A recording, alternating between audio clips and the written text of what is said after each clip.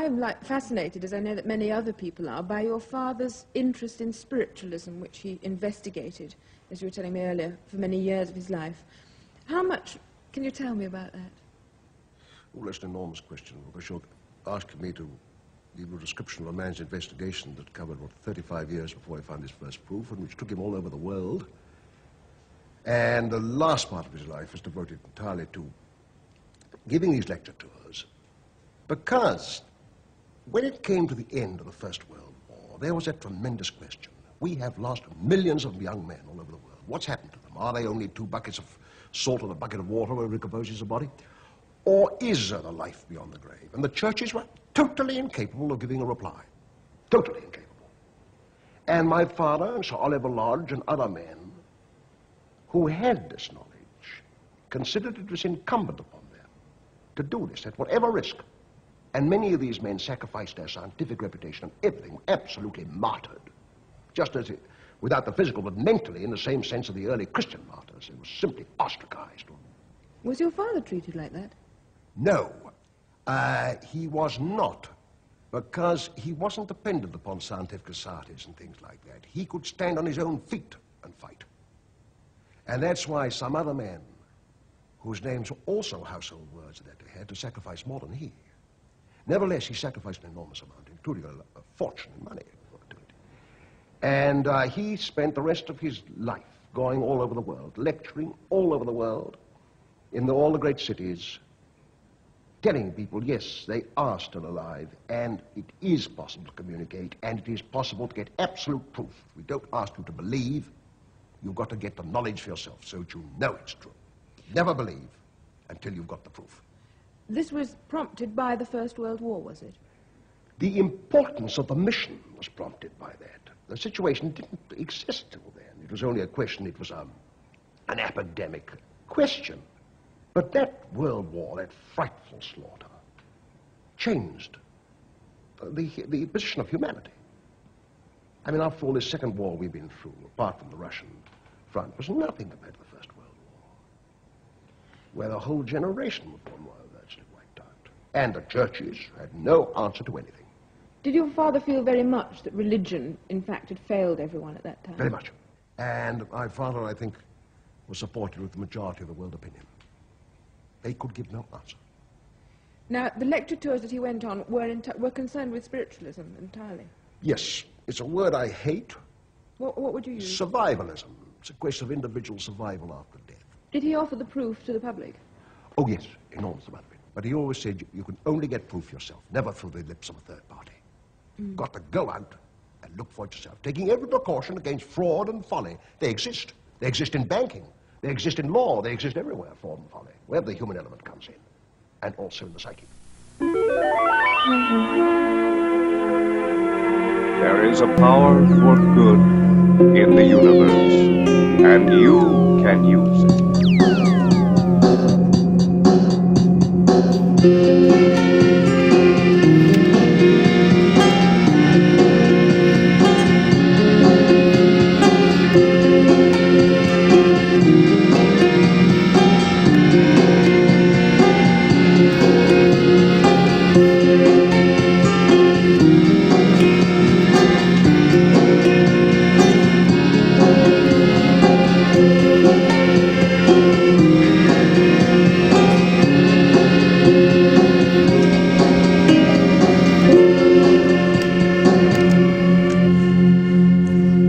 Welcome to the Science of Spiritual Reality with me, Mitchell K. Jones.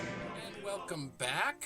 The tune you're hearing today is Get on the Track, performed by the Hutchinson Family Singers, who were among the most visible musical artists of the antebellum era.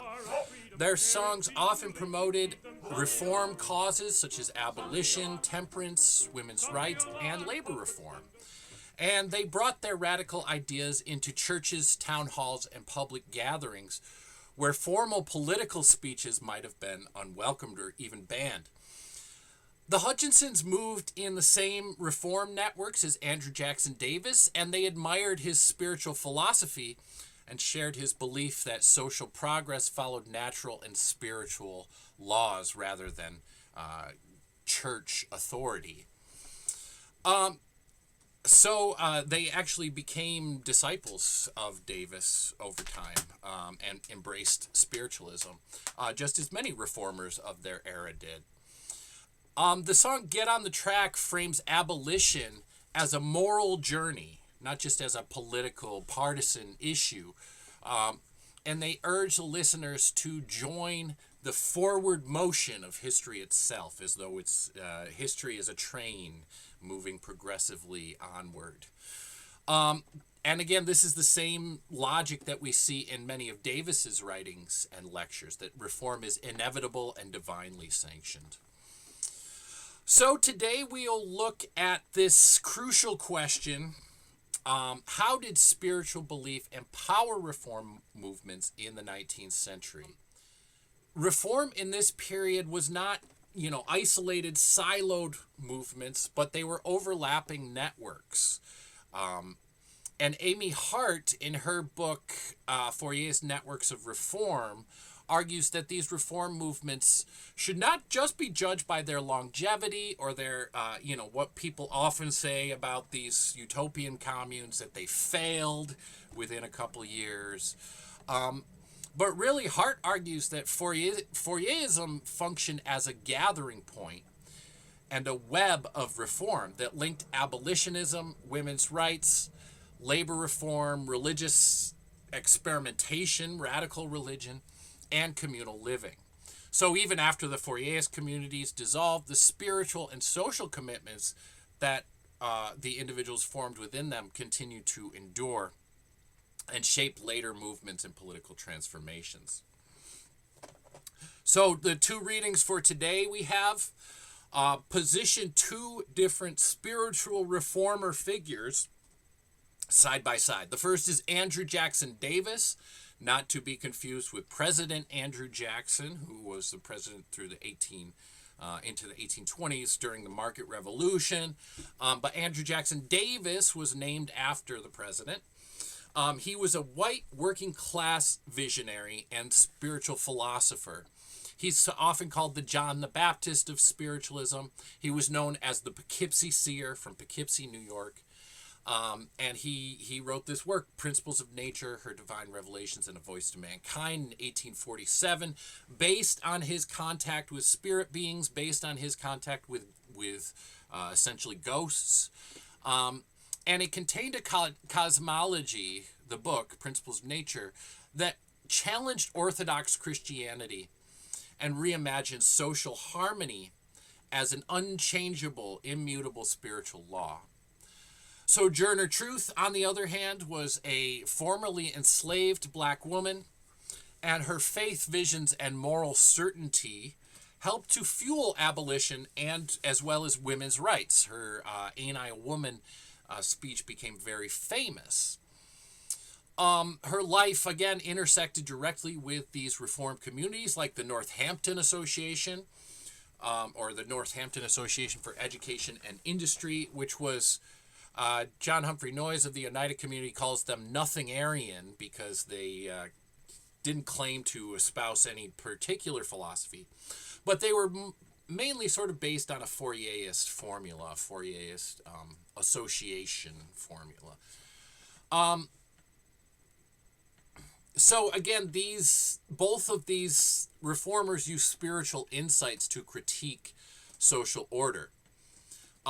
Amy Hart traces other women through the Fourierist phalanxes who, like Davis and Truth, drew their authority from their visionary experience, as well as their moral convictions and belief that the universe itself demanded justice. So as we move through today's material, let's keep Hart's insight in mind that reform did not advance in straight lines or siloed movements, or with permanent institutions, with church institutions or schools or anything like that, but through these temporary communities that included spiritual experimentation, as well as experimentation with human relationships. We talked about how the Oneida community and the Shakers embraced some difference in human relationships, the Mormons as well. with their polygamy, which is that men could have multiple wives, not to be confused with polygyny, which is where women can have multiple husbands. Shakers, of course, being celibate, Oneida community having complex group marriage. But let's keep in mind that spiritual belief did not just inspire reform, it organized it, connected it, and sustained it. John Lardis Modern says in his book, Secularism in Antebellum America, he argues that secularism was not necessarily a disenchanting project, was not necessarily replacing enchantment with logic and reason, but what worked hand in hand with enchantment to de-emphasize the authority of the churches and to redistribute spiritual authority. So that's what we'll talk about today. Clips. The first thing that we're going to talk about is Andrew Jackson Davis and his Principles of Nature, Her Divine Revelations, and A Voice to Mankind, published in 1847, based on a series of lectures and revelations that he received while he was in what he calls the superior condition, which he achieved through mesmeric trance. He was put under mesmeric trance and then was able to receive these messages from the spirits. But notice what he does in the passage that I assigned for you to read, which is from the Voice to Mankind section, which is the spirits' suggestions for human society and their ideas of how human society could improve. But Davis, through his spirit guides, walks us through the life of a poor family and talks about it as a social tragedy that was produced by conditions where children grow up amid deprivation, the talent and innate genius that children may have are crushed by their circumstances. Society only intervenes when crime occurs, and not when suffering begins, which is the source of crime, he says. And women especially are driven to prostitution by the exclusion and contempt for their sex, and not out of any choice or any vice on their part. But David insists that people do not become evil because they are evil. They become evil because their interests are distorted by society. So, again, he repeats this logic. No one would steal if all their needs were met. No one would deceive if honesty aligned with their survival. And no one would harm others if their interests lay in the common good. He points to contradictions in society that cause this stress and strife of society. This is a spiritual political economy, a spiritualized idea of harmony where labor is sacred. Human faculties are meant to unfold like plants in the sunlight and bloom to their fullest beauty. And society's job is to provide the conditions where the soul can bud and blossom. Now, these ideas, especially in this last section, the voice to Mankind, which let's see if I can skip to here, are very similar to Charles Fourier's formula in his Welcome to the Florence African American Heritage Trail. Here we are at stop number 1 at the Sojourner Truth Memorial Statue. Sojourner Truth was a slave in New York State. That's where she was born and served as a slave for most of her early life. We don't think about slavery in New York State or Massachusetts, but slavery was everywhere in the country in the 18th century and early 19th century. Sojourner moved from her farms in Ulster County, New York, in upstate New York, to New York City, where she worked as a domestic and then became part of a spiritual community called the Kingdom of Matthias. This aspect of Sojourner's character is we've learned about through her most recent biographer, Margaret Washington, who refers to Sojourner Truth as an African Dutch mystic. And we can't really understand Sojourner Truth without appreciating this aspect of her character. On June 1st, 1843, as she records in her narrative, God spoke to Sojourner Truth and gave her her name. She was no longer the slave, the former slave Isabella, or Belle as she was known. She was now Sojourner Truth.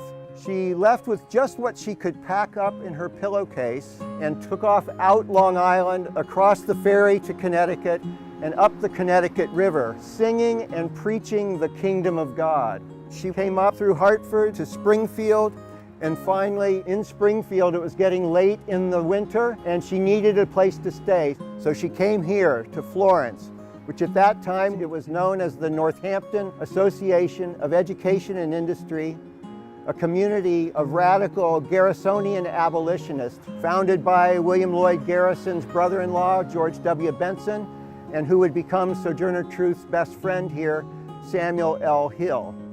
Sojourner Truth became a part of this community, and like other women and other African Americans, had an equal vote with the white men in this community, a very rare instance of true democracy in this period of history.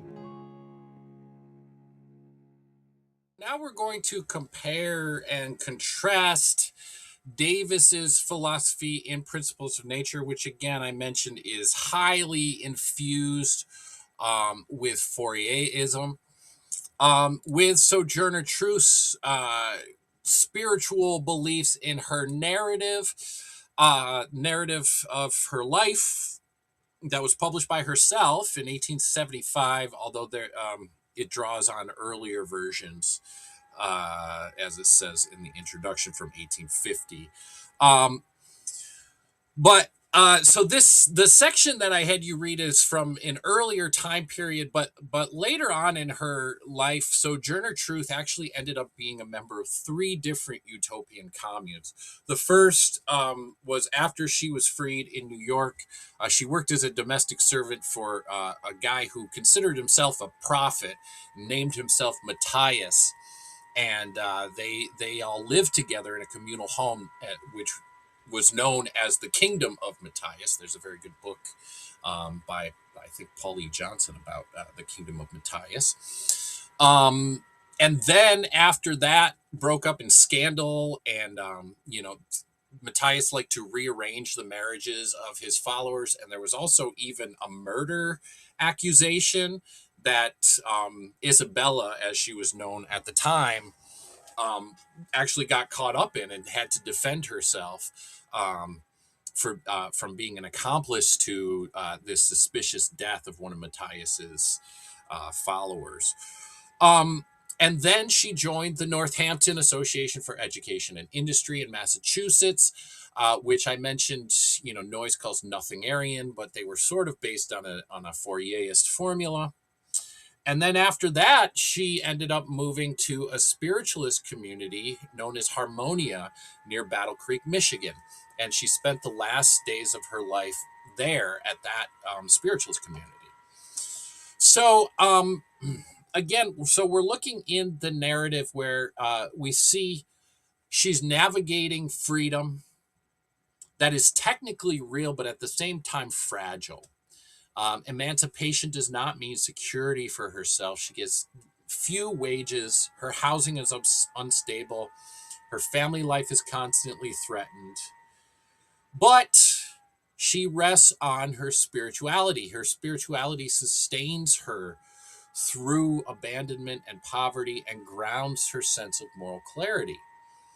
It also gives her authority to speak publicly in a society that had denied her education, property, and political rights. She fancies herself something of a prophet who speaks, who the spirits speak through her, although she didn't necessarily consider herself a spiritualist, but she did. She was embraced by spiritualists, especially at Harmonia. Truth was denied the ability to create a stable domestic space in the Victorian sense, a home where virtue, affection, moral formation can flourish. Remember, there was that cult of domesticity. Women were expected to be domestic, submissive, pious, and pure. The Ain't I a Woman, or originally I Ain't a Woman speech, said that her life, Sojourner Truth's life, she wasn't able to access that cult of true womanhood because of her position. And this was the result of structural injustice, not personal failure, but structural injustice that was produced by slavery and racism. And yet, Sojourner Truth refuses to absolve society. She criticizes society, but also she says children are still morally accountable. Freedom still carries individual responsibility, and faith demands action, not excuses. It's important to live the faith that you know. So this is a tension in Truth's ideas where spirituality refuses to despair, but it doesn't erase suffering altogether. Like in the sense of Marx, he says it's the opiate of the masses because it's a revolt against real suffering and a crying out of the oppressed creature. But for Truth, faith insists that even under crushing conditions, dignity, responsibility, and moral agency continue to be an important thing. So together, both of these sources advocate spiritual authority without asking permission from the clergy.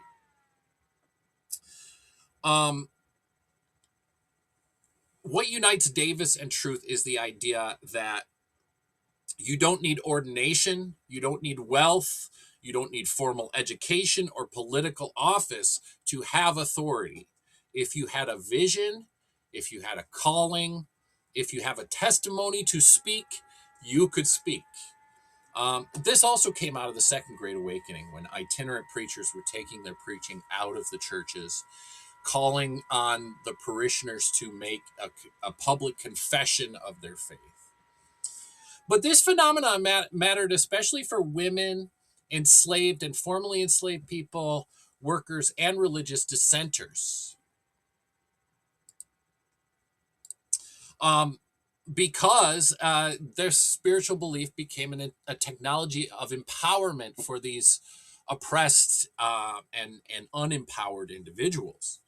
It authorized them to speak in public, reframed injustice as a moral failing, moral law breaking, and it turned private suffering into a public indictment of the political and economic system. So if we place Davis and Truth side by side, we see Davis diagnoses social evil as structural. He emphasizes labor, environment, and interest, and speaks in universal philosophical language, while Truth embodies the consequences of those structures as someone who lived the consequences of those structures. She speaks through narrative, memory, and faith rather than through divine revelation, as Davis claims, although she does claim to receive divine.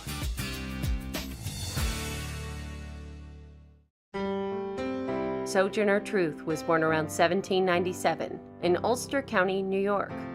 Originally named Isabella Baumfree, Truth was sold at 11 years old along with a flock of sheep for $100. Sojourner Truth wrote about her life as a child in slavery, and she talked about experiencing sexual abuse and continued beatings and whippings by her slave owner. Truth fled her master in 1826, 1 year before the abolition of slavery in New York, and eventually became a freed slave. After Truth became a free woman, she had the courage to go to court to challenge the legality of her son being sold into slavery. She was successful against so many odds, which is what makes that court case so amazing. Inspired by religion, she changed her name to Sojourner Truth in 1843. The following year, she joined forces with abolitionists such as Frederick Douglass and William Lloyd Garrison. Sojourner Truth became a traveling preacher, but also she was an early women's rights advocate, and so she spoke very forcefully for that as well. In 1850, she published her memoirs, and the following year, Truth delivered her famous speech at the Ohio Women's Rights Convention. The speech was later retitled, Ain't I a Woman? And it was so powerful in part because it talked about the equality of work that was executed by Black people in general, that people who were free and unfree worked just as hard whether they were men or women. Following the outbreak of the Civil War, Truth recruited troops for the Union Army and met with President Lincoln in 1864, who gave her permission to become a counselor at Freedman's Village. Sojourner Truth made a singular contribution during the Civil War. She agitated for Black people to be able to fight for their own freedom. Truth continued to campaign for abolition and women's rights until her death on November 26, 1883. In 2009, a statue of Sojourner Truth was unveiled at the U.S. Capitol, commemorating her legacy. Sojourner Truth was one of the gutsiest women in American history, Black or white. Hello and welcome back. So, what you're hearing now is a piece called Spirit Rappings, originally published as sheet music in 1853 by W.W. Rossington, with lyrics by J. Elwood Garrett. What you're hearing is a modern recording, but it came from the original sheet music. And it gives us a window into how early spiritualists imagined and represented spirit communication, and how this spirit communication captured the imagination of the antebellum 19th century world. The table rappings that are sort of depicted in the song sort of mimic the sounds, and they refer to the cultural imagination of a world that was experimenting with ways to contact the unseen. So as you listen to this song, you can think about how simple noises, gestures, and performances carried spiritual authority for 19th century Americans, which is the theme that we're going to be exploring with the Fox sisters and early spiritualism. At first glance, the story may look like a strange ghost story unfolding in a farmhouse in western New York, but spiritualism quickly became something bigger. And it raised, again, questions about authority, knowledge, evidence, gender, class, and access to the sacred. So in many ways, spiritualism is at an intersection of themes that we've been sort of going through all semester, such as who gets to speak for the unseen world, what counts as legitimate religious experience, and how do Americans decide whether something is a revelation, is a sort of insane delusion, or is a credulous fraud meant to deceive. So, you will examine those questions in your midterm. I'll talk a little bit more about that this class as well. But spiritualism emerged alongside and with dialogue with other contemporary practices that promised access to the unforeseen, like we've seen with mesmerism when we looked at the Benjamin Franklin examination of mesmerism. Patients sought healing from mesmerists who believed that they could use magnetism to heal their ailments, and they occasionally discovered that under mesmeric trance they could have abilities that went beyond what they originally thought was going to happen. That's the case for people like Andrew Jackson Davis, who we'll talk about next time. But today we're going to focus on what's considered in histories of spiritualism the origin story of spiritualism, even though Andrew Jackson Davis started earlier than the Fox sisters. But we're going to be talking about this incident in March in 1848. 1848, a revolutionary year throughout the world, by the way. It was the year the Communist Manifesto was published, when Karl Marx and Friedrich Engels devoted a whole section of the Communist Manifesto to critiquing utopian socialism, like the Owenism and Fourierism that was happening in America. So far from communism being something foreign to America, in fact, it inspired the Communist Manifesto and those Germans. So we'll get into all that today, but first we'll talk about the Fox sisters. But I do want to also talk about the schedule real quickly, so we'll talk about that. I believe that all the world religions teach that there is God, the brotherhood, the sisterhood of all humanity, the golden rule, life after death. And spiritualism just takes another step beyond that, in that it teaches not only that there is life after death, but that we can actually communicate with those who've gone through that process and those who are in the spirit world.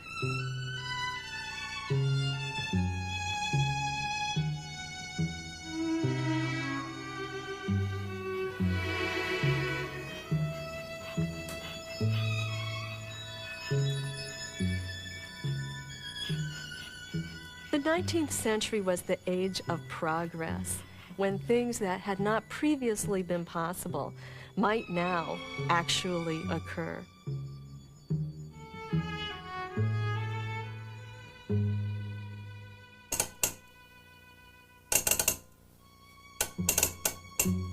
If taps across mysterious wires could carry human communication, then it was perfectly plausible that the spiritual telegraph might allow us to send messages between this world and the world beyond.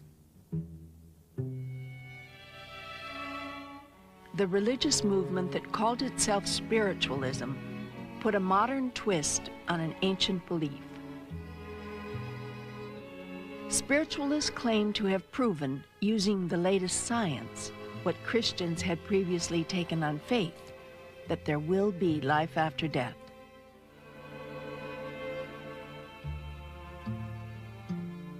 The centerpiece of the religion was the seance, half scientific experiment, half religious ritual.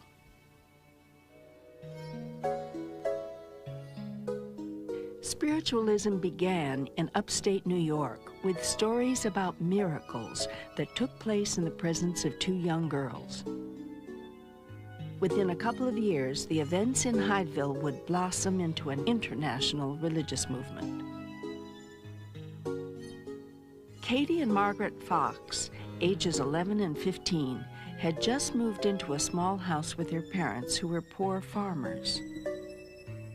This little farmhouse was later subjected to intense scrutiny because every night, just as the girls were going to bed, strange rapping noises were heard.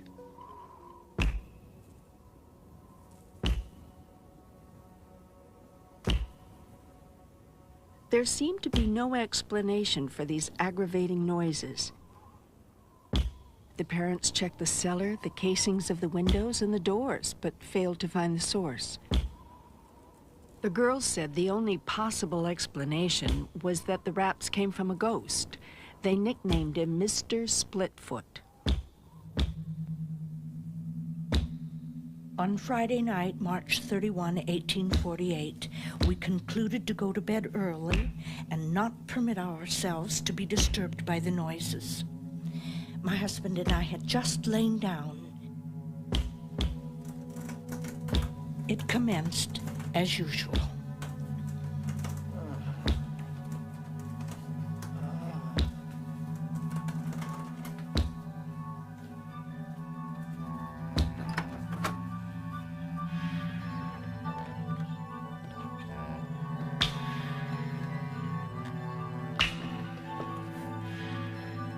My youngest child, Katie, said, "Mr. Splitfoot, do as I do," clapping her hands.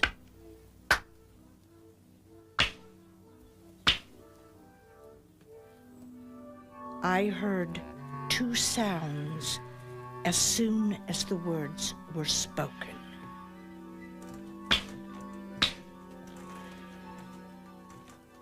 With those two raps, responding to a young girl's request, a religion was born. Word spread quickly that a ghostly spirit was communicating by rapping. It couldn't be seen, perhaps, but it could see and hear and answer questions. If the girls could communicate with one spirit, perhaps they could talk to others as well.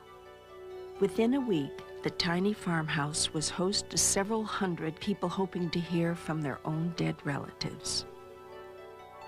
Having heard rappings myself many, many times from the spirit world, I am indeed convinced that it was a way in which spirit was able to communicate and get our attention to a world that was very asleep spiritually. And yes, I believe that the little girls were indeed mediums. Skeptics wondered why the rappings in the farmhouse could be heard only when the Fox girls were present. The telegraph had been demonstrated for the first time only 4 years earlier, and some people theorized that the girls somehow functioned like telegraph wires, as channels or mediums, conducting mysterious energies from a faraway world. Two of the earliest believers were Amy and Isaac Post, open-minded Quakers who were friends of the Fox family.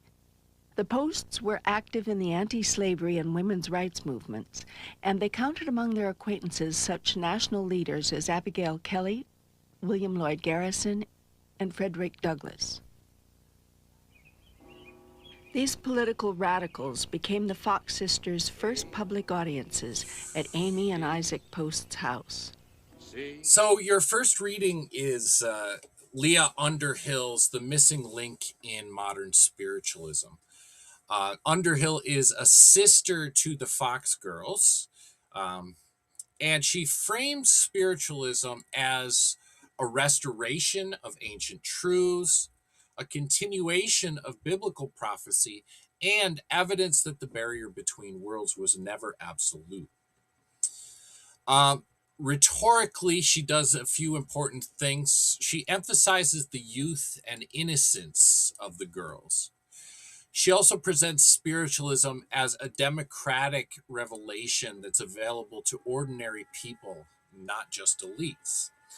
And third, she links spirit communication to progress, morality, and reform.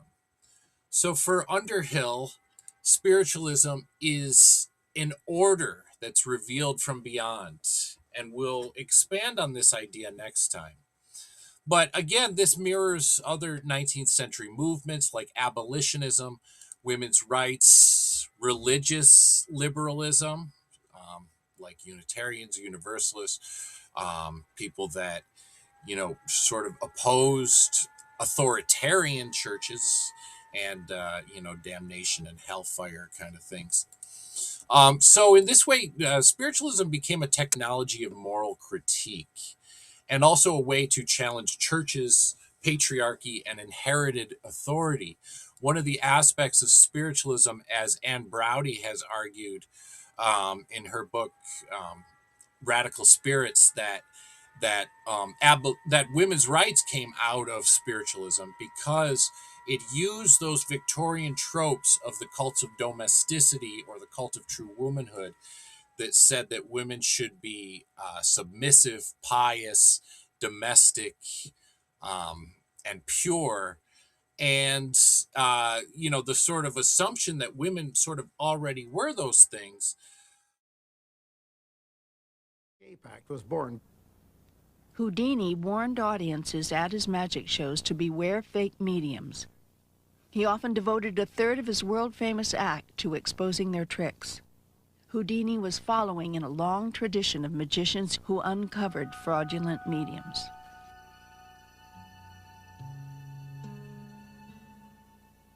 If a medium claimed to read minds, or to make writing magically appear on a slate, or to play an accordion by simply touching it, a magician could show how he might have done it. Professional conjurers revealed some techniques. Knot releases, trick slates that contained spirit messages, peepholes to spy through, even magic lanterns that projected spirit images.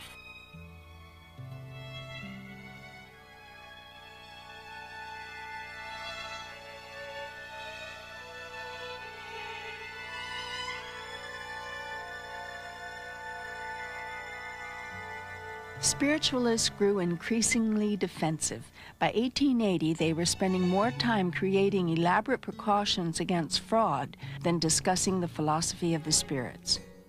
Mediums now routinely asked to be bound hand and foot in order to prove that they weren't cheating.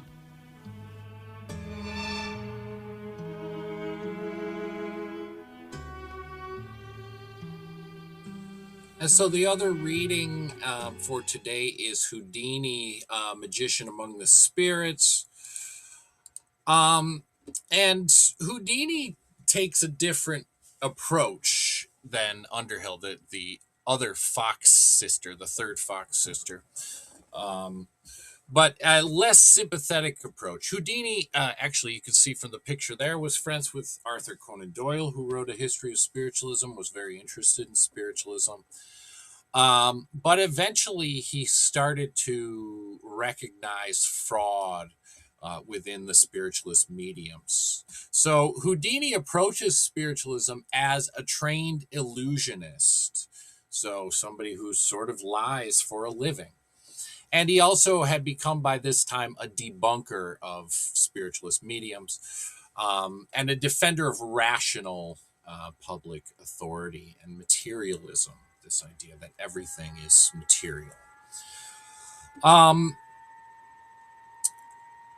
Houdini, he doesn't deny the utility of spirit communication, spirit mediums for some people who are suffering grief and loss and looking for something, spiritual, looking for something greater than themselves, sort of a spiritual longing.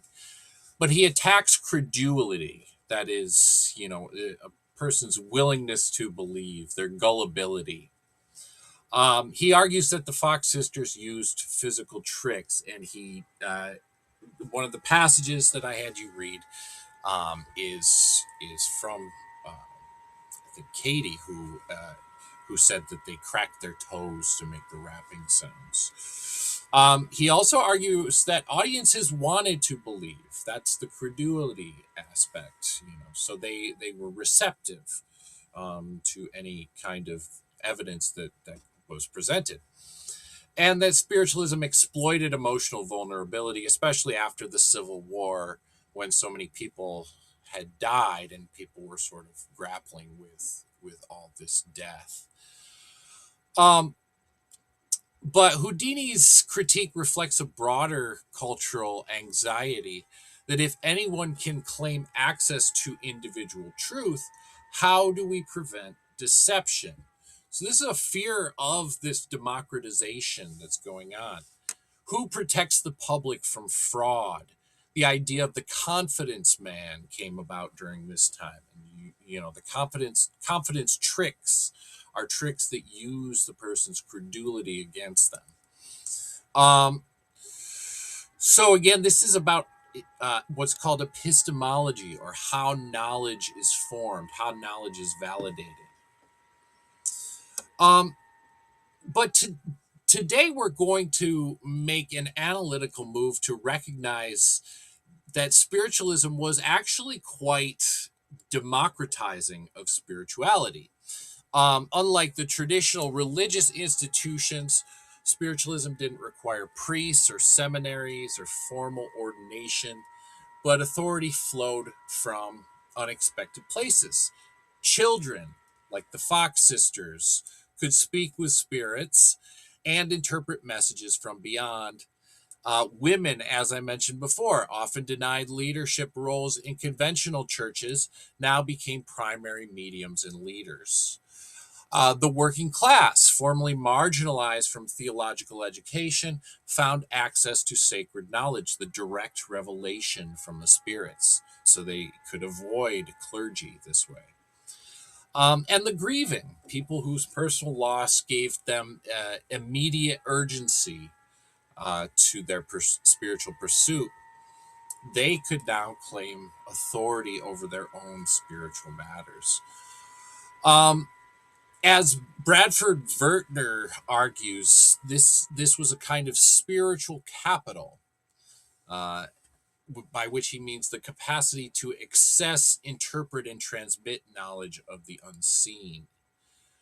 Wertner frames this as part of the larger, broader process of democratization of American Christianity, when spiritual authority was no longer confined to the clerical elites, the clergy class, but circulated more widely, creating new forms of social and cultural power.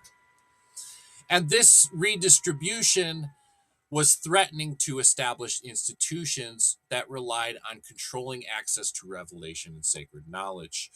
The Mormon faith that came up at this same time also presented this same challenge. Joseph Smith spoke directly with spirit beings and received direct revelation and a new Bible, the Book of Mormon. Spiritualism, though, also became appealing to reformers at this same time.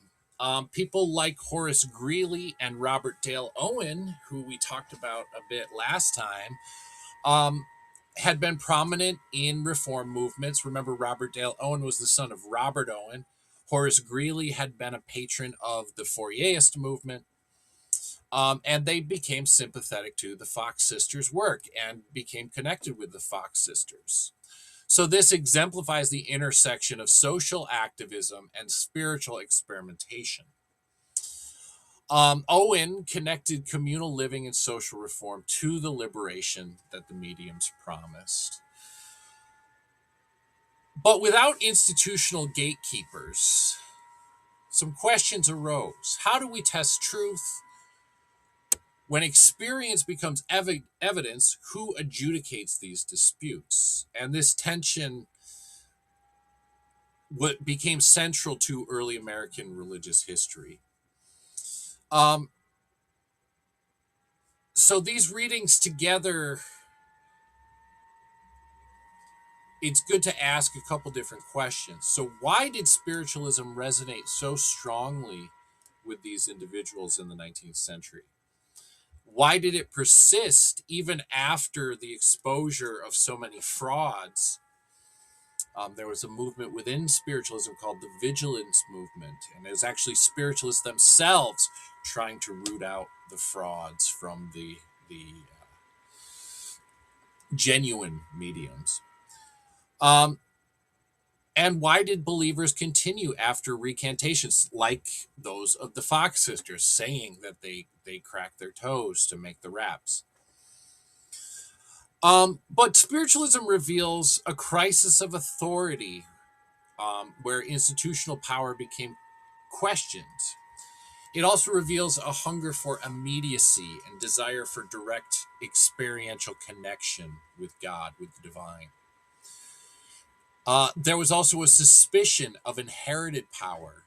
Remember the divine right of kings. So this liberal suspicion of the divine right of kings, but also ecclesiastical in the congregation, social and economic authorities as well, and a desire for intimacy with the unseen.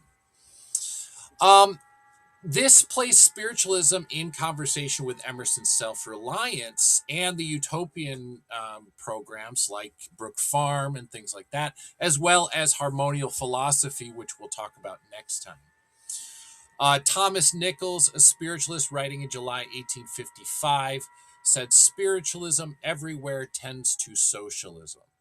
They are now forming little groups, and these groups will soon join in larger societies. All things material and spiritual now tend rapidly to this result. So Nichols argues that spiritualism's first action was sundering of old ties, the bursting of old bondages. Once freed from conventional religions and social constraints, people were drawn together by the desire for more truthful relations. In this sense, spiritualism and socialism converged, sharing a methodological foundation that was in its own way scientific, secular, structured, experimental, grounded in observable, repeatable phenomena, whether that be, in material cooperation or in spiritual communication. So this convergence of spiritual liberation and social reform lays the foundation for the next class, where we'll explore the more philosophical dimensions of spiritualism and proto-spiritualism before the Fox sisters. We'll examine Andrew Jackson Davis's Principles of Nature, which presents his metaphysical system, as well as passages from Sojourner Truth's narrative that show how spiritual experience and social justice intersected in lived practice.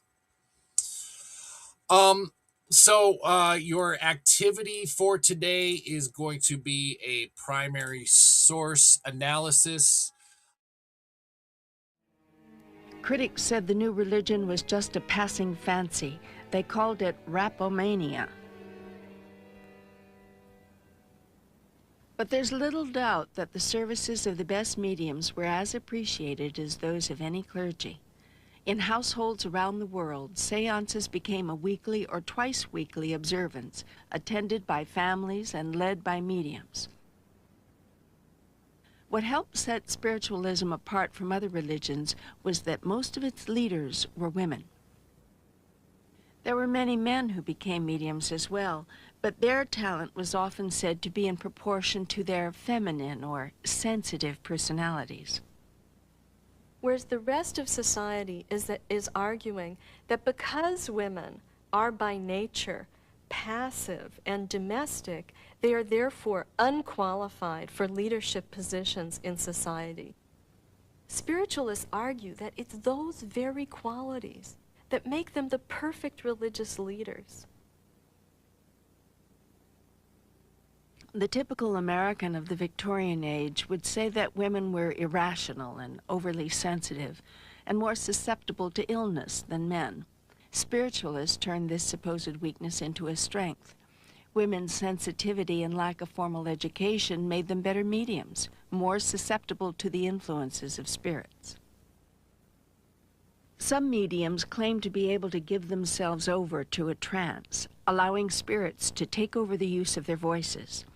Within a couple of years after the first rappings, some 200 so-called trance mediums were giving spirit lectures to paying audiences. These were the first women that many Americans ever saw speak in public. They conveyed to their audiences advice from the spirit world in favor of women's rights, the abolition of slavery, and the reform of marriage laws. The fact that these were uneducated women who were giving public lectures was understood by many people as proof of spirit presence.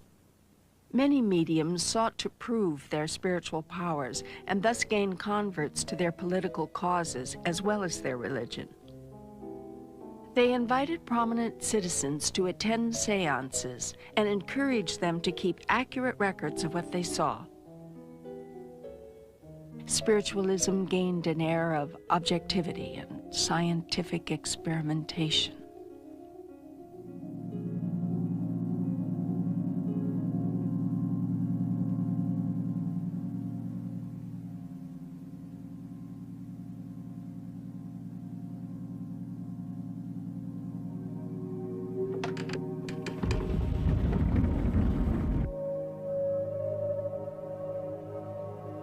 The table moved occasionally.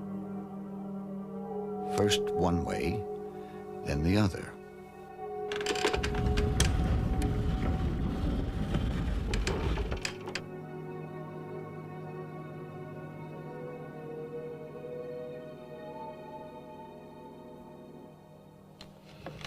We all moved back from the table so that no one touched it. Suddenly, it moved some 3 or 4 feet, rested a few moments, and then moved back again to its original position.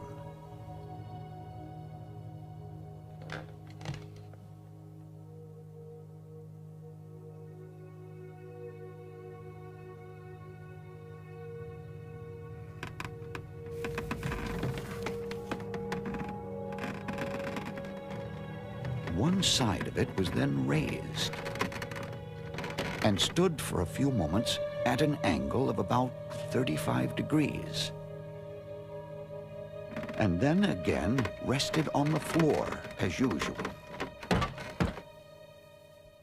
Could electricity produce these violent movements? Or was it done by some invisible force?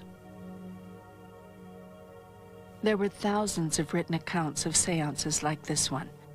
So many that some people thought they amounted to scientific fact. After all, Americans were getting used to incredible stories about scientific miracles. If science could produce such wonders as the telegraph, the railroad, and the photograph, then it seemed reasonable that science could solve anything, even the riddles of life and death that had previously been the province of religion. Some felt that science might someday replace religion. Spiritualists said that their religion was scientific. Believers often called themselves investigators rather than spiritualists in order to emphasize their objectivity.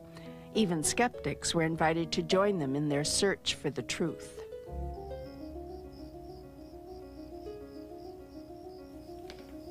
Mediums were presenting ever more spectacular evidence of so-called spirit power.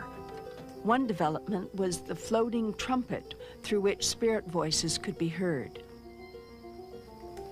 Before this claim could be tested, mediums often insisted on one condition: total darkness. As the eyes of the sitters adjusted to blackness, the outline of the trumpet became stronger.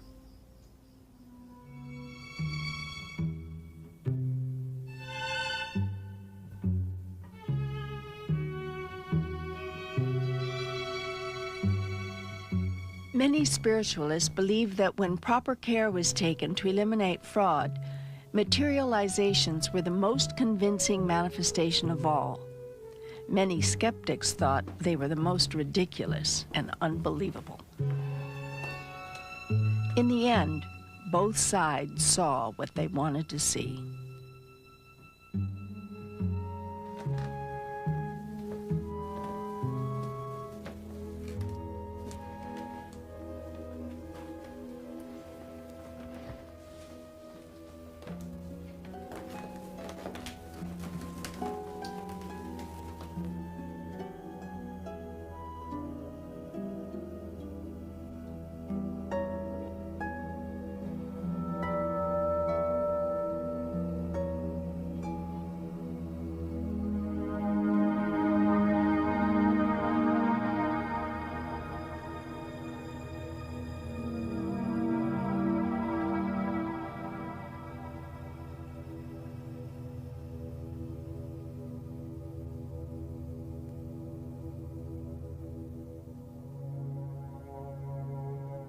The gentleman to my right asked the spirit to favor him with a kiss.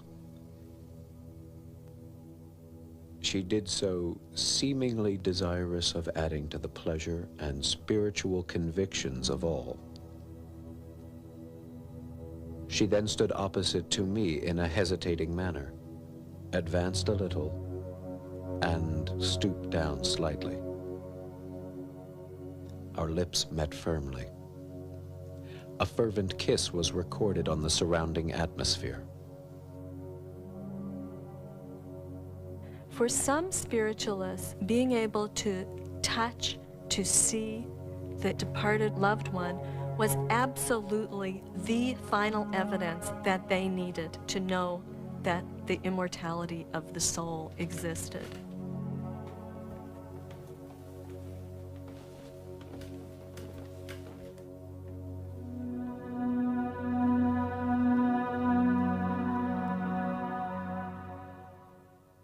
For other spiritualists, they viewed materialization as the degradation of their faith. They saw this as the sensationalization of a religious philosophy that they thought gave a bad image to spiritualism. Mediums dressed up to look like spirits sometimes caught their spirit garments on chairs, or were physically grabbed by skeptics in the audience. Such scandals created a rift among spiritualists and drove some leaders of the movement to renounce sensational demonstrations. Many who were casually interested gave up on spiritualism altogether, leaving mostly the true believers. In 1888, spiritualism faced its greatest challenge of all. After 40 years of spirit rappings, Katie and Margaret Fox confessed that they had made the noises themselves by snapping and cracking their toe joints. Margaret had learned the trick first, then taught it to her little sister. They did it with imperceptible movements, virtually invisible to the eye, but very loud. The confession was printed in a book called The Death Blow to Spiritualism, and many felt sure that it would be the death of the belief. In some ways, they were right. 19th century spiritualism never fully recovered its credibility or respectability.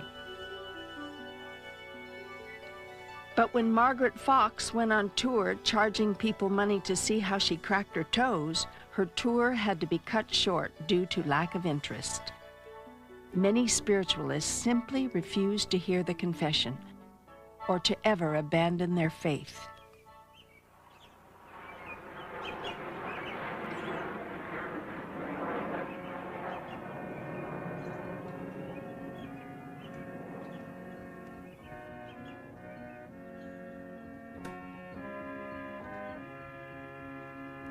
A core of spiritualists remained forever steadfast in their beliefs.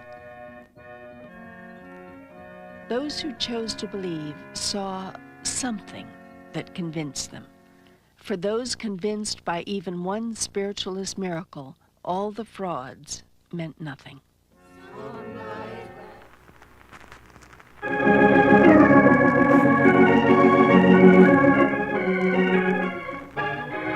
Good news!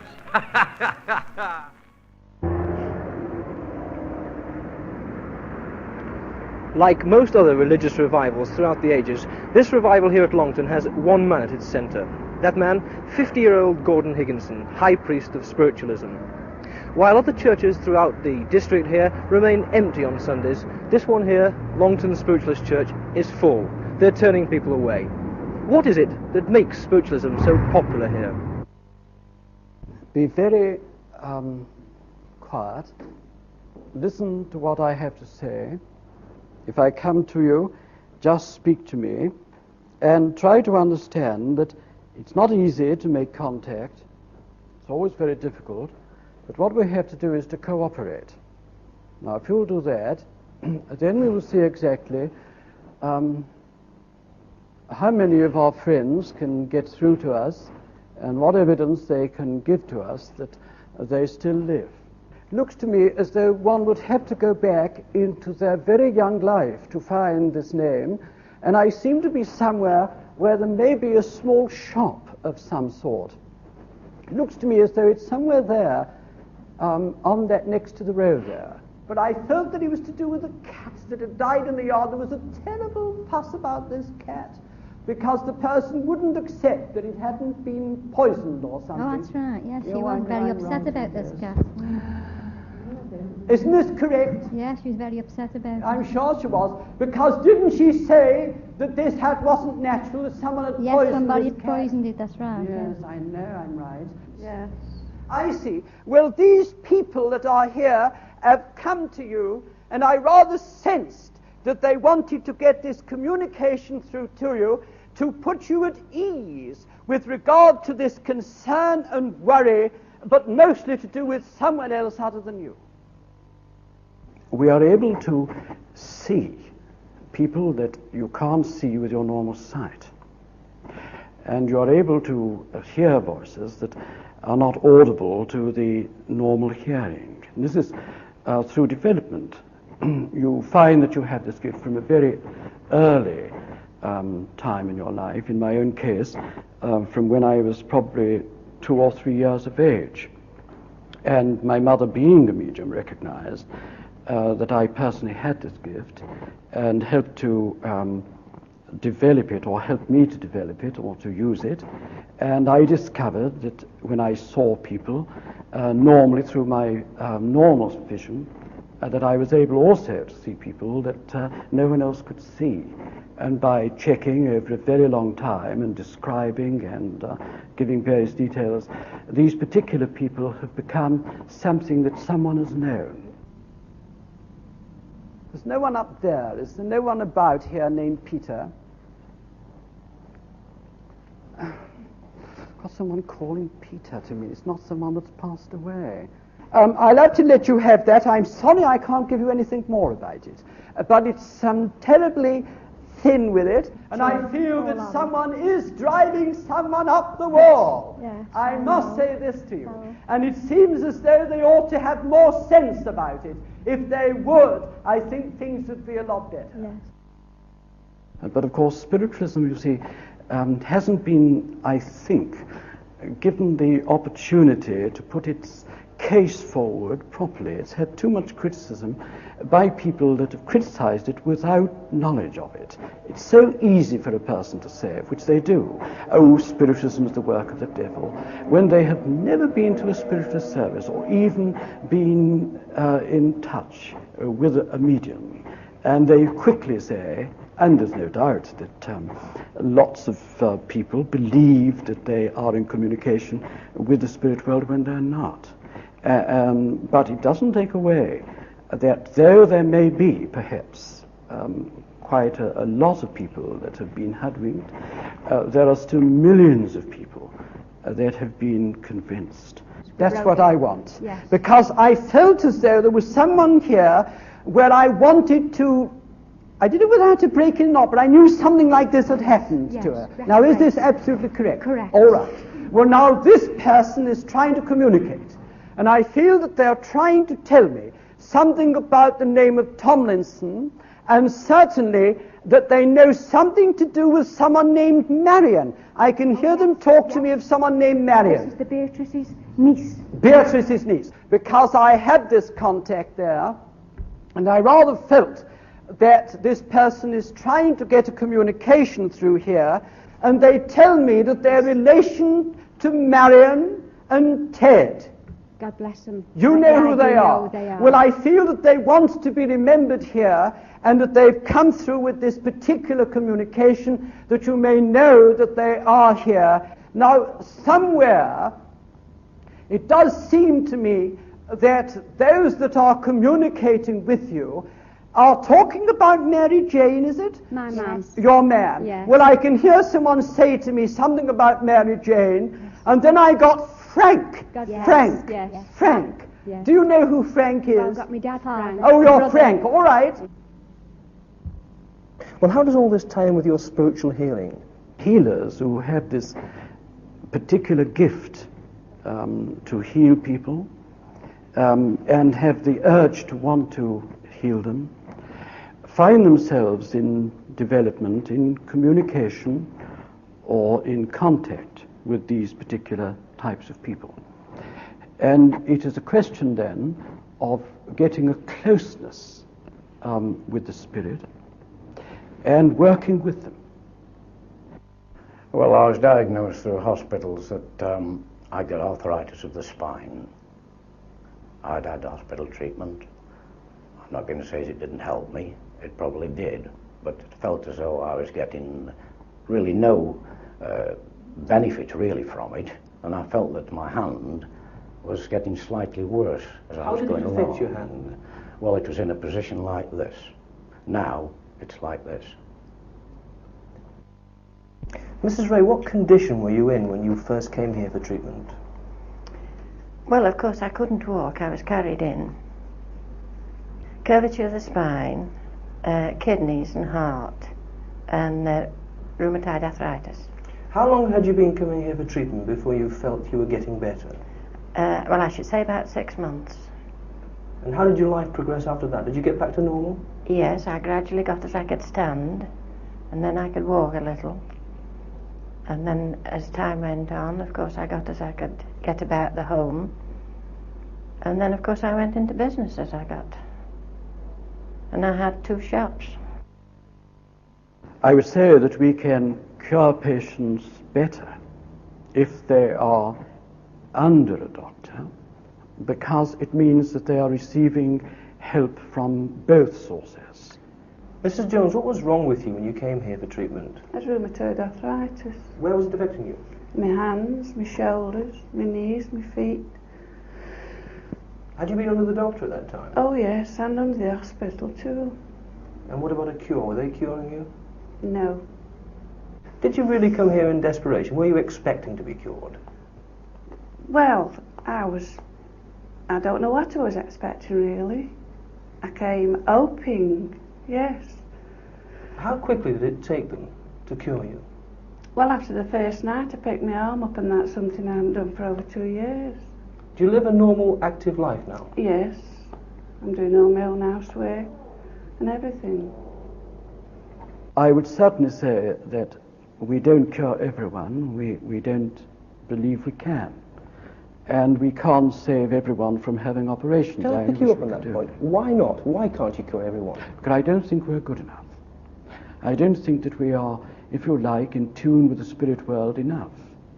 The conditions of the everyday life keep us, that we're more in this world than in the other one. And I think that if we could have the opportunity to develop our gifts like Jesus did, and the great seers and prophets and masters and messiahs of old, then I think we would have cures without operations, and we would save many more lives. Something special at the National Western Stock Show. Today is Bison Hump Day. Ranchers will meet ahead of the show to talk about ways to improve, Mitch is making me laugh, ways to improve the bison population. Now, some of the talk will be conservation. Mitch. Some will talk new technology to manage the herds. This is all part of the Roaming to Success campaign that aims to increase bison population from 400,000 to more than 1 million animals. I'm done. I'm done with this. You're having a hard time this morning.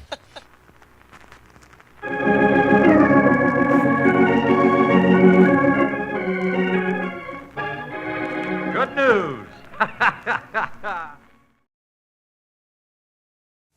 Do you ever feel like your life is spinning out of control?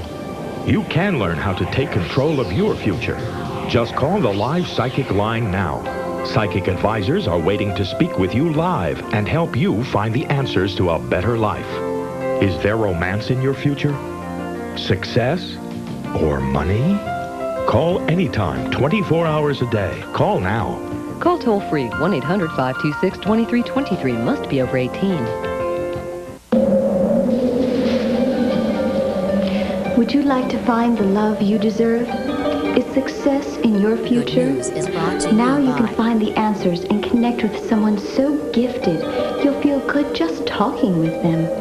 Call the live one-on-one psychic connection for your private reading anytime. Call toll-free 1-800-526-2323. Must be over 18. Don't face your future alone. Call now. God is my help in every need. God does my every hunger feed.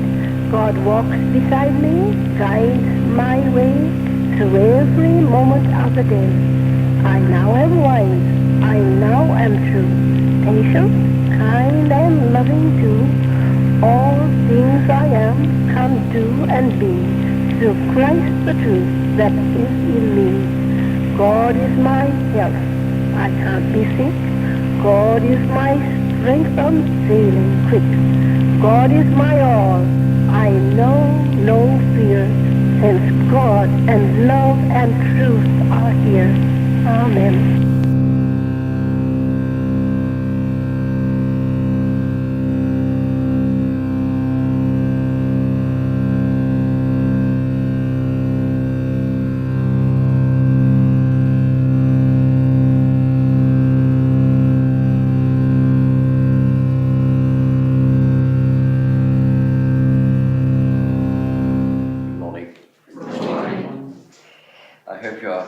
Nice and relaxed. Let's have a lovely morning session.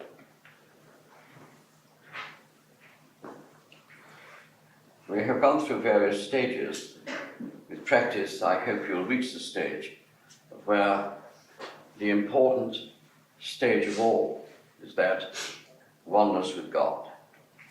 That is what you try to attain, that link with the Almighty. So you go This through all week's these meditation heavenly is by the spiritual English experiences, spiritualist Reverend Gordon to the Higginson. ultimate. You realize then that you are at one with God, so that your mediumship does not become just another gift, but that you feel that closeness with God, that it is to work with God. And therefore, you have got to really be at one. That doesn't mean to say that you've got to be a perfect being, but certainly a spiritual one.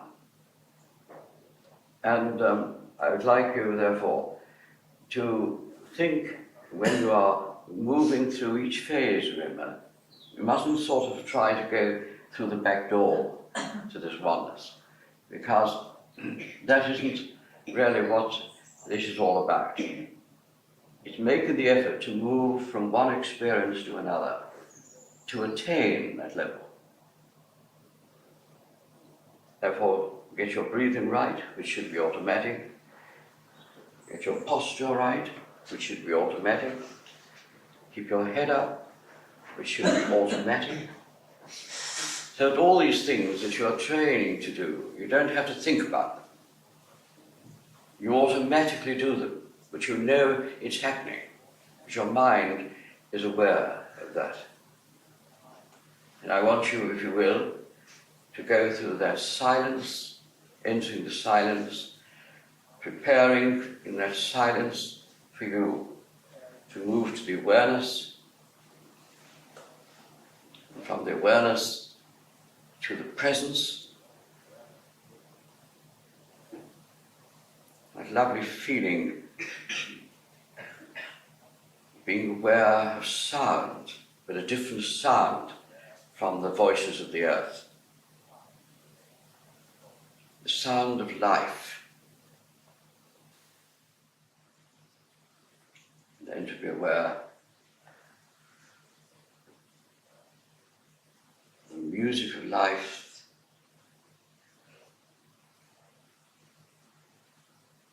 the angel world, and be at one with God. Because you should find joy from every experience of moving to the ultimate. In other words, to become spiritualized.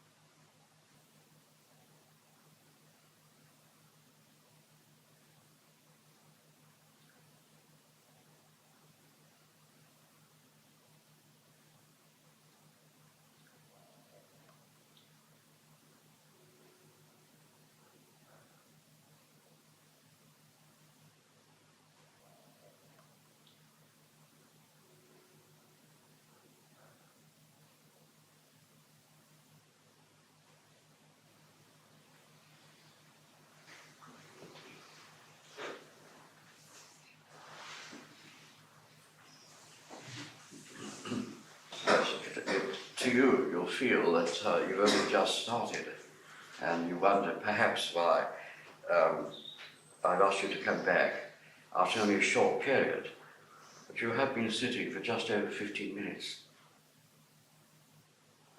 See how time goes. It just disappears.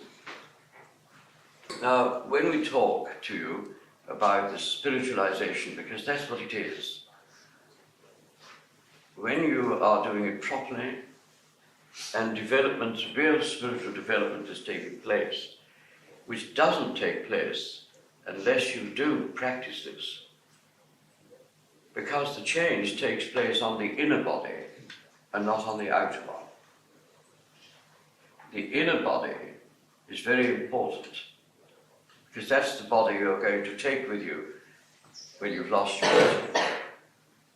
So when you go across into the etheric world, your body tunes in to that. You move into that. And then you've got to be made aware of that world. What you should be doing is spiritualizing yourself so that you go into the etheric world, but you move through it. You don't have to stay there. Because the more spiritually developed you are, the quicker you are able to move through the etheric world and move on. That is the reason that we rarely hear from our very famous mediums, really first-class mediums.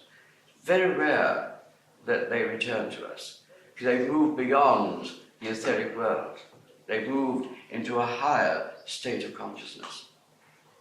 And what is happening to you in development that's always forgotten, because all you're trying to do, I want to be a medium. And that is your failure. That's where you're making a mistake. Because mediumship depends on spiritual growth. It does not depend on your psychic faculty, though you need to be psychic. It depends entirely upon your spiritual growth. Because what's falling away from you is the material aspect of your life in development. You are uncovering, in other words, the depth of your being. So that we looking at you that have eyes to see, that is the spiritual eye, are able to see that movement from within, the outer covering falling away, and the spiritual covering, the spiritual reality coming out. That's what development is. So you don't worry about your psychic part, you're worrying about your spiritual part. That's the real development.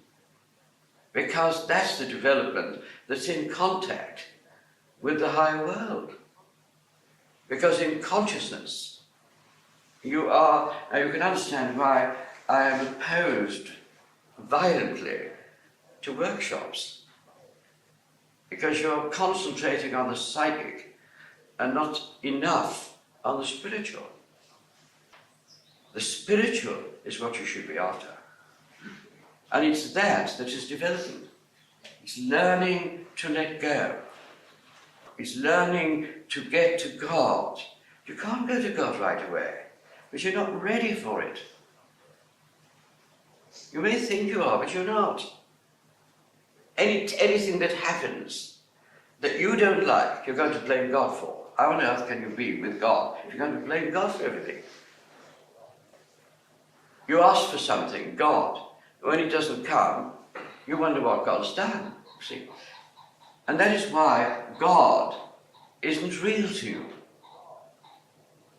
It isn't real because you're not in tune with it properly. You're not at one with it. What you have to do all the time, ladies and gentlemen, is to let go of your real weaknesses. Your real weaknesses are thinking probably too much of oneself, letting little things mar you that shouldn't. You should have a much better mind to overcome, so that you don't allow things to pull you from that level of oneness with spirit, which is oneness with God.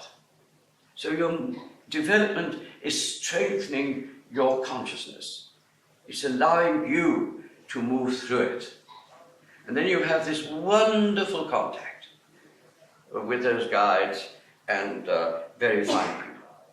So I would like you to look at development in a very different way than what you have before. Because I feel that the world needs the spiritual growth that pure development gives to it. That oneness of spirit where you can see God and relate yourself to it. So that supposing you have someone that you dislike, and there are always people that unfortunately we dislike. Things that you read about people, you get boiled up, you know, because you think, how can a person really be a person to do this sort of thing? And then you realize how unkind people that you think are spiritual can be, and you become disillusioned. Well, you accept that because you are aware of God within yourself, when you're looking at these things, you've got to realize that God has got to look at what your life is and at these experiences that you are seeing with the knowledge of God. And you recognize in other people the God because you know it's there. And in your development, the relationship is there. So your enemy that you think, you don't like what he does, but then don't you find that with people you love? You find them doing things that sometimes, you know, it just gets you down a little bit. Of course you do. You still belong. And you've still got to put those things aside and recognize that somewhere God is there. In that person. And for some reason, you're in that experience. And it seems that God has put you in that experience. Because God knows you can cope with it. If you'll take God's hand and for a while let go and let God come uppermost in you. And you find you can take the hand of the person that's done you the most terrible wrong and still grasp it. Because the pouring out of God should be there. That's your development. What was it that the disciples said to Jesus? Why are you talking to her? You know very well what she is. You shouldn't be seen talking to her. And how many times have mediums been told, you realize who he is, don't you? You realize what she is. And what was it that Jesus replied? I think they need me most. I thought that was a wonderful answer. And don't go to the tax man. We all dislike tax man. You see here, the collector of taxes. Do you remember that story? You mustn't be seen with him. People will dislike you intensely. And have you noticed that if you go to people and talk to them, someone says, so you're talking to so-and-so? You know you shouldn't be talking to her, don't you? Or you shouldn't be talking to him. How many times has it happened? And yet the story of the truth was told us 2,000 years ago. They need me most. And the very person that you hear the story of Judas, the kiss. Jesus didn't say, stop, don't kiss me. But he knew that person was going to do something against him. He didn't stop loving him. Because he knew it was an experience through which he'd got to go through. And that's what you've got to do. You'll be much the greater for it. You'll rise above it. Because your inner body is capable of doing it. And that's where you are. You can rise above it. You'll fail sometimes, of course you will. God doesn't expect you to, inside here, to be able to do it perfect, because God knows you see. Knows every action of you. Because God's been there right from the point of birth. That first breath And your body, soul, and spirit all came together. That's the reality. We say, oh God, tell me. But God's already talking to you. God, did you know what's just happened to me? God already knew before you ever thought about it. So it's like saying, God, where are you? And looking and saying, why have you deserted me? Even Jesus said that. But look what happened afterwards. Father, forgive them, for they know not what they do. And that followed, why hast thou forsaken me? Because he was alone. And God immediately brought that wonderful experience of life. So God was there all the time, see. And God knows us everything, every move we make. Because the subconscious mind knows every move you make. And memory is there. And in that wonderful memory, God knows what you're going to do because a certain situation is going to happen, and God knows that you're not going to be successful, but hopes that you will let him come with you. And you don't. I'm going to do this, you see. I'm going to do that. Wait till he comes, I'm going to tell him, you see. Without just stopping quite still and saying, God, help me to handle this situation. And when they come in, you're ready for them, and all at once a change takes place. Have you noticed that?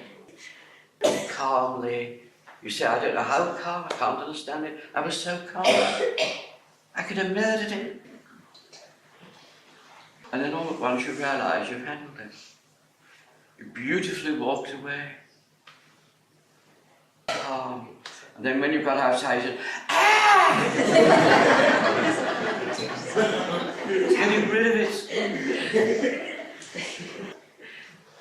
So, ladies and gentlemen, I want you to think of what I've said. If it doesn't make sense to you, don't worry.